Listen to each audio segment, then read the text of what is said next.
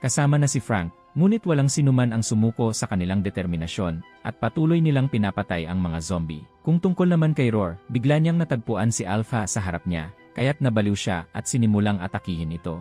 Nagsimulang maglaban ang dalawa ng may matinding karahasan hanggang sa si Roar, na may malaking katalinuhan, ay nagawang akitin si Alpha papunta sa bubong. Pinapasok niya ito sa loob at kaya sinimulan siyang sunugin ng araw.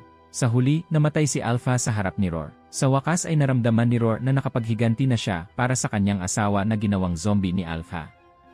Sa wakas, natapos na ang lahat at nawala na ang panganib. Pumunta na ngayon si Roar kina Sam, Vince, at sa iba pa at binati sila ng ligtas na paglalakbay at naway ligtas silang makarating sa eroplano at pagkatapos ay pumunta sa lugar kung saan nila gustong manirahan.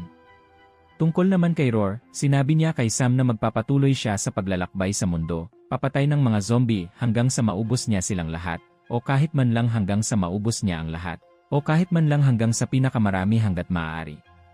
Tinapos niya ang kanyang pakikipag-usap sa kanila at nagpatuloy sa kanyang paglalakbay. At nagpatuloy din si Sam sa kanyang paglalakbay at hindi nila alam kung pagsasamahin silang muli ng buhay o hindi. Dito nagtatapos ang pelikula.